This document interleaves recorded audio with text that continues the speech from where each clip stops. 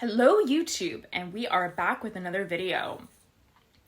Hope everyone's had a great start to their week, but let's just get straight on into it. So last week I posted an update to my quitting unhealthy coping mechanisms video that went up in February, and I'd mentioned that immediately after posting that video I went through a really bad time, and I do want to share what happened. So when I posted that video, in retrospect, I was probably already starting to feel a little bit off and not quite like myself, although at the time I didn't really recognize it. So it wasn't until a few days later where I did start to realize that I wasn't feeling 100% okay mentally or emotionally, even though I couldn't really put my finger on it. But, I have those moments, and that happens from time to time. I think everyone has days where they wake up and just don't feel 100%. So I still didn't really think anything of it at this point. The problem became apparent when I woke up one morning and I couldn't get out of bed. Physically, I felt okay, but mentally and emotionally, I was not okay.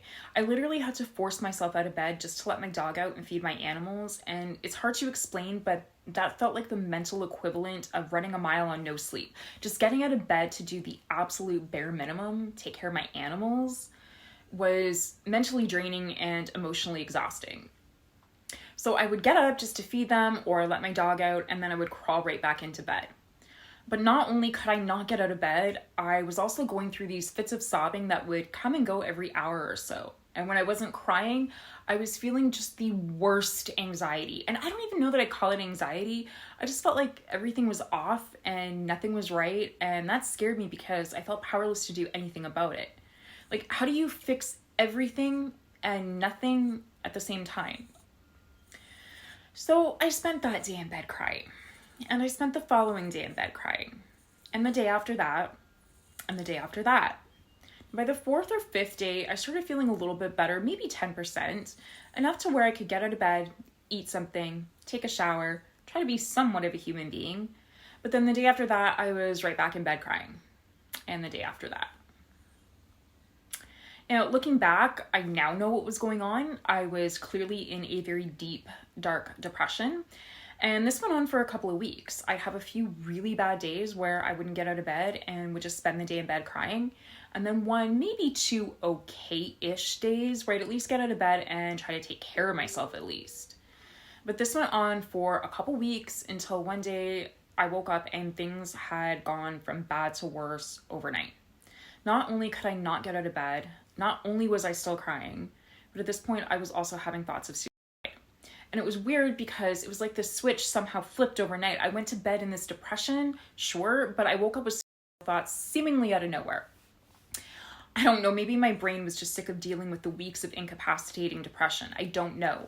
Now, luckily, I had a good support system and I didn't have a plan. And luckily, the same day these thoughts hit me, I also came to the realization that really only one thing had changed in the months and weeks prior to all of this. Now, I have anxiety and I've been open about that. It's what my channel is about. And I also have diagnosed borderline personality disorder. But depressed, generally no. Absolutely not. Those are not things I generally battle with. So the only thing I realized had changed was the medication that I had recently started taking that was supposed to improve my anxiety. Unfortunately, I realized it was probably having the opposite effect on me. Now, this isn't inherently uncommon with medications that are prescribed for mental health issues. I don't know exactly how common it is, but it's not unheard of for these medications to cause a person to become more depressed or even suicidal.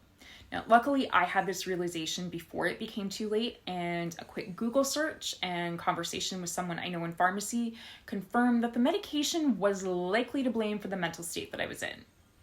So I immediately stopped taking the medication, and 2 days later saw my doctor and told her what I had been going on the previous couple of weeks and that I thought it was caused by the medication. Now, she didn't tell me to continue to take it, but she also didn't tell me to not take it. So I was kind of left to my own devices as to whether I was going to continue to take it or not and see if it worked itself out. But to be honest, by this point, I was so scared to continue to take it, and I thought, you know what? The worst thing that's going to happen if I stop taking it is that my anxiety and mental state will go back to the level that it was at a few months ago, which is still nowhere near how I feel now. So that was a safer place for me to be mentally anyway.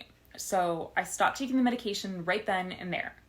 I saw my doctor for a follow-up a week later, told her I hadn't taken it, and told her I was also feeling better. So at that point, we did decide that I was just done with the medication and wasn't taking it anymore.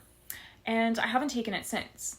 And I want to say it was almost immediately, although it did probably take a few days after stopping the medication, but I feel like it was pretty immediate that what I was going through, that dark cloud and those thoughts, they pretty much went away within a couple of days and haven't come back since. So I am like 98, 99% convinced that it was the medication that I was on. Now, I don't want to say the name of the medication because I don't want people who are on it, if it's working for them, to start jumping to conclusions thinking that it's going to affect them the same way it affected me. Medications work differently for everybody, and what works for one person may not work for another, and vice versa. I am also not a medical professional or a mental health professional, and it's not up to me to label a medication as good or bad because of my personal experience with it. That said, if you are on medication for anxiety, depression, or any other mental health issue, or thinking about taking them, you should discuss with your doctor the possible side effects and monitor your mental health for any changes that could be caused by these medications if you're on them. Now, I was well aware that these medications could have that effect, and despite the mental state that I was in, I did have the wherewithal to recognize that and realize that and make the choice to stop taking it. But I don't think everyone is aware that these medications can cause depression or can cause thoughts or even behavior. So if you're on these medications, particularly if you're just starting to take them, just be aware that these medications are known to have this effect on some people. So be aware for any adverse changes in your personality or your mood and reach out to the appropriate supports if you start noticing that. I was lucky I made the connection between the medication and my symptoms before it was too late, but I only made that connection because I was already aware of the possible side effects. And who knows, maybe it had nothing to do with the medication, but it's just not a chance that I'm willing to take. So I do apologize that this video was so dark and so depressing, no pun intended. But yeah, that is what happened after I posted that video.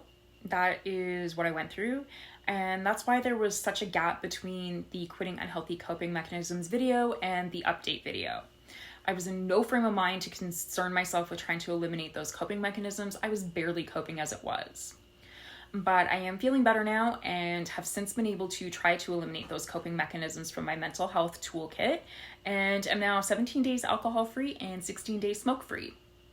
So now that I have managed to eliminate those unhealthy coping mechanisms for what I think to be a reasonable amount of time, I think the next step is to focus on incorporating some healthy coping mechanisms into my life and figure out what works for me and what doesn't. So if you're interested in seeing that and how that plays out, don't forget to subscribe. And if you got something out of this video, please like and share it. Thanks for watching, and I will see you in my next video. Bye.